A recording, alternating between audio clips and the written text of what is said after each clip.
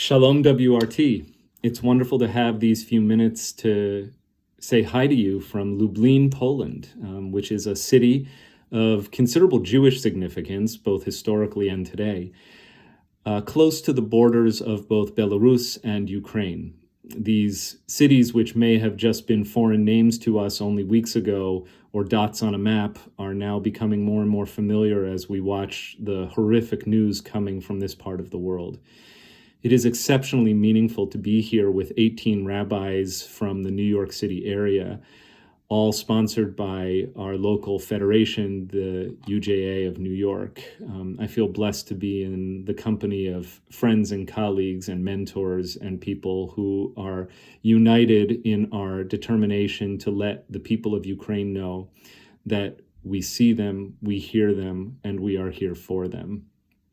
We flew out of JFK late last night, Saturday night, and arrived in Warsaw this afternoon and immediately hit the road to visit the Jewish Community Center of Warsaw. We met with the chief rabbi of Poland. Fascinating gentleman, comes from New York, was ordained in the conservative movement and then later as an Orthodox rabbi as well.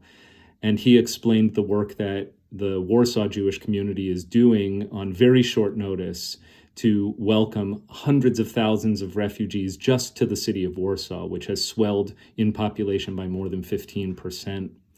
From there, we went on to meet with representatives of the Jewish Agency at the Novotel hotel in Warsaw, which has been converted into diplomatic grounds of the Israeli government, which is helping to prepare Ukrainian refugees to make Aliyah, to immigrate to Israel.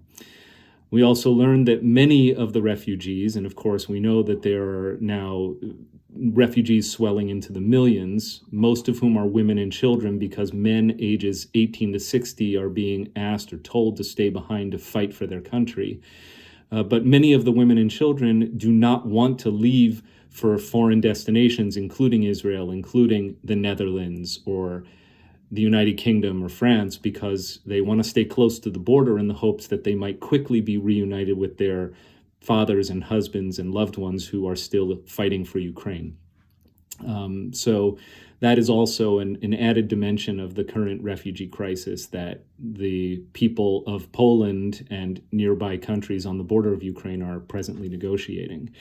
We met at a hostel, which is now converted into a refugee transit assistance facility, about 20 minutes outside of Warsaw. We gave sweets to little boys and girls so that they could have a little bit of the celebration of Purim as well. And then we made our way to where we are now, Lublin, and we had dinner at the Ilan Hotel, which is distinguished for having been the Yeshivat Chachmei Lublin, the most prestigious and largest institute of higher Jewish learning, a rabbinical training academy in all of Poland.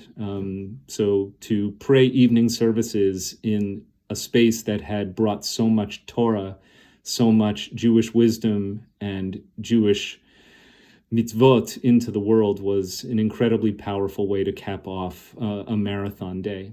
We will be on the bus at 6 a.m. tomorrow morning, and we will head to the border with Ukraine. And that is where we will encounter, I'm sure, the most heartbreaking and powerful dimension of the suffering that is currently taking place. I know that back home at WRT, you'll be celebrating Purim this week. I'll be celebrating from a bit of a distance. I will be back in the States as of Tuesday night, God willing.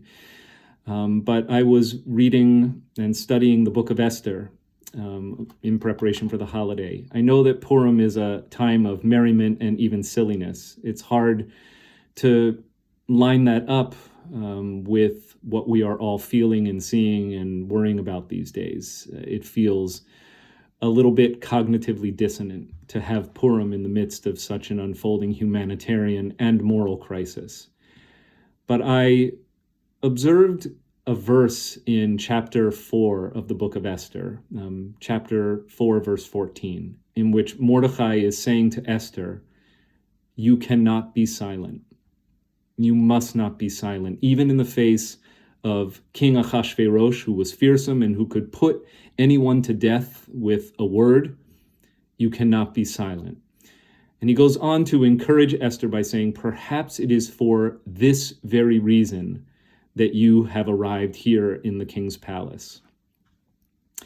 Amidst all of the silliness of Purim, it's important to realize that one of its enduring lessons is that evil still exists, that there are still Hamans in the world, and Putin is one such person who seeks the destruction of an entire people. We Jews can relate to what the people of Ukraine are going through right now because we know this story. It is in part our story, and it is the story of all human beings who have suffered at the hands of tyrants. So let's stand strong with the people of Ukraine as I visit and speak with them, sometimes through a translator, sometimes in English.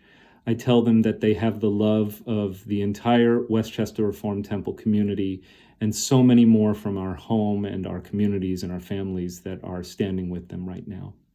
So I'll wish you a Chag Purim Sameach. May your Purim holiday be filled with joy and meaning and hope.